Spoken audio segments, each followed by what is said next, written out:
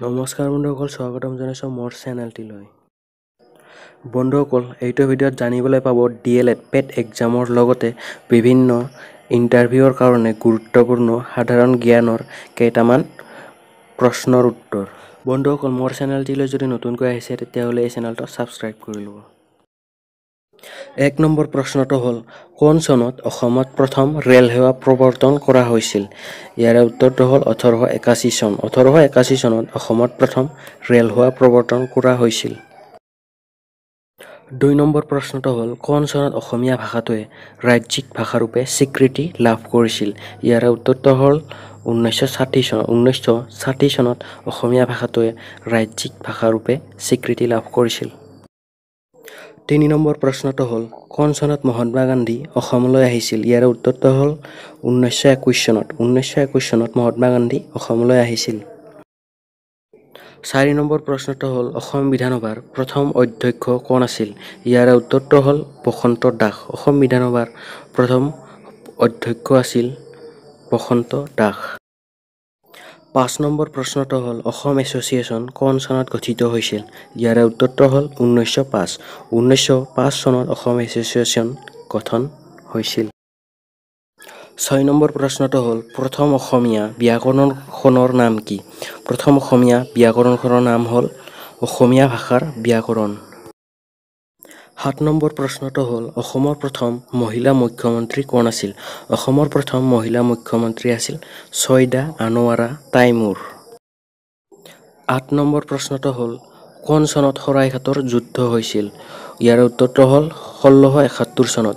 1671 চনত শৰাইঘাটৰ যুদ্ধ হৈছিল।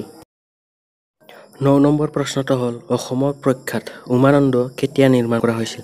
ইয়াৰে উত্তৰটো হ'ল 1694 চনত। 1694 চনত অসমৰ প্ৰখ্যাত উমানন্দ মন্দিৰ নিৰ্মাণ কৰা হৈছিল।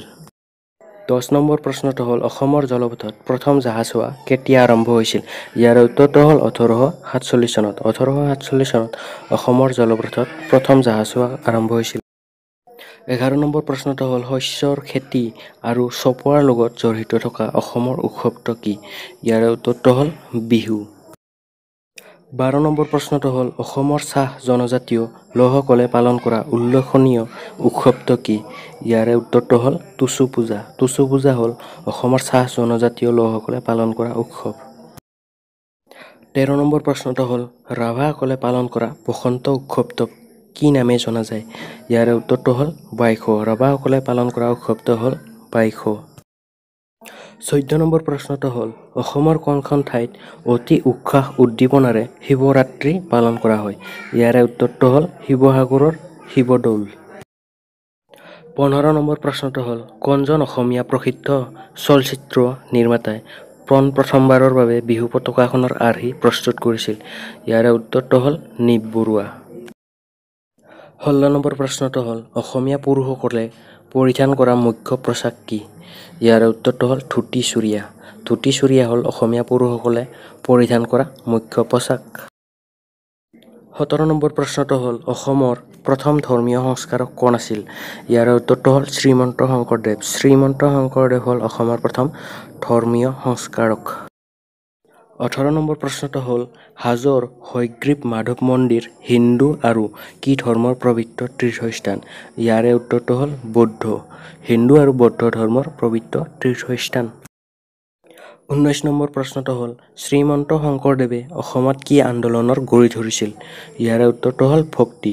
অসমত শ্ৰীমন্ত শংকৰদেৱে ভক্তিৰ আন্দোলনৰ গুৰি ধৰিছিল। 20 নম্বৰ প্ৰশ্নটো হ'ল, অসমীয়া সমাজত কিহক উৰ্বৰতাৰ প্ৰতীক হিচাপে বিশ্বাস কৰা হয়?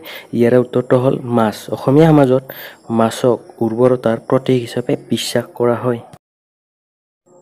21 নম্বৰ প্ৰশ্নটো হ'ল, অসমীয়া ভাষাটো ভাৰতীয় কোন গোষ্ঠীৰ ভাষা? উত্তৰটো হ'ল আৰ্য। অসমীয়া ভাষাটো ভাৰতীয় আৰ্য গোষ্ঠীৰ ভাষা। 22 নম্বৰ প্ৰশ্নটো হ'ল, পশ্চিম অসমত অসমীয়া ভাষাটো কি ভাষাৰূপে পৰিগণিত? ইয়াৰে উত্তৰটো হ'ল কামৰূপী। পশ্চিম অসমত অসমীয়া ভাষাটো কামৰূপী ভাষাৰূপে পৰিগণিত। 23 নম্বৰ প্ৰশ্নটো হ'ল, কোন চনত কি আইন মতে অসমীয়া ভাষা অসমৰ চৰকাৰী ভাষা হিচাপে পৰিগণিত হয়? ইয়াৰে উত্তৰটো হ'ল 1960 চনৰ চৰকাৰী ভাষা আইন। বন্ধুসকল ভিডিঅ'টো যদি ভাল লাগিছে লাইক কৰি দিব ২৪ নম্বৰ প্ৰশ্নটো হ'ল সাহিত্য অকাডেমি বঁটা লাভ কৰা প্ৰথম অসমীয়া পুথিখনৰ নাম কি ইয়াৰে উত্তৰটো হ'ল বনফুল সাহিত্য অকাডেমি বঁটা লাভ কৰা প্ৰথম অসমীয়া পুথিখন হ'ল বনফুল ২৫ নম্বৰ প্ৰশ্নটো হ'ল শোণিত কুঁৱৰী নাটকখনৰ লেখক কোন ইয়াৰে উত্তৰটো হ'ল ৰূপকোঁৱৰ জ্যোতিপ্ৰসাদ আগৰৱালা শোণিত কুঁৱৰী নাটকখনৰ লেখক হ'ল ৰূপকোঁৱৰ জ্যোতিপ্ৰসাদ আগৰৱালা ২৬ নম্বৰ প্ৰশ্নটো হ'ল ৰামায়ণ কোনে অসমীয়ালৈ অনুবাদ কৰিছিল ইয়াৰ উত্তৰটো হ'ল মাধৱ কন্দলী মাধৱ কলিয়ে ৰামায়ণ অসমীয়ালৈ অনুবাদ কৰিছিল ২৭ নম্বৰ প্ৰশ্নটো হ'ল অসমীয়া সাহিত্যৰ ৱাল্টাৰ স্কট বুলি কাক আখ্যা দিয়া হয় ইয়াৰে উত্তৰটো হ'ল ৰজনীকান্ত বৰদলৈ অসমীয়া সাহিত্যৰ ৱাল্টাৰ স্কট বুলি ৰজনীকান্ত বৰদলৈক আখ্যা দিয়া হয়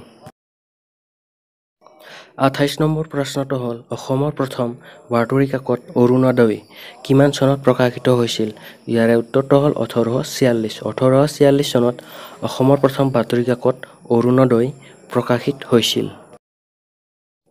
২৯ নম্বৰ প্ৰশ্নটো হ'ল জ্ঞানপীঠ বঁটাৰে সন্মানিত প্ৰথমজন অসমীয়া সাহিত্যিক কোন ইয়াৰ উত্তৰটো হ'ল বীৰেন্দ্ৰ কুমাৰ ভট্টাচাৰ্য জ্ঞানপীঠ বঁটাৰে সন্মানিত প্ৰথম অসমীয়া সাহিত্যিকজন হ'ল বীৰেন্দ্ৰ কুমাৰ ভট্টাচাৰ্য ৩০ নম্বৰ প্ৰশ্নটো হ'ল প্ৰথম অসমীয়া অনুদিত গ্ৰন্থখনৰ নাম কি ইয়াৰে উত্তৰটো হ'ল যাত্ৰীকৰ যাত্ৰা প্ৰথম অসমীয়া অনুদিত গ্ৰন্থখনৰ নাম হ'ল যাত্ৰীকৰ যাত্ৰা বন্ধুসকল ভিডিঅ'টো যদি ভাল লাগিছে তেতিয়াহ'লে লাইক কমেণ্ট কৰিব বন্ধুসকল DLEDৰ লগতে বিভিন্ন ইণ্টাৰভিউৰ কাৰণে প্ৰয়োজনীয় প্ৰশ্নৰ উত্তৰসমূহ পাই থাকিবলৈ এই চেনেলটো ছাবস্ক্ৰাইব কৰি ল'ব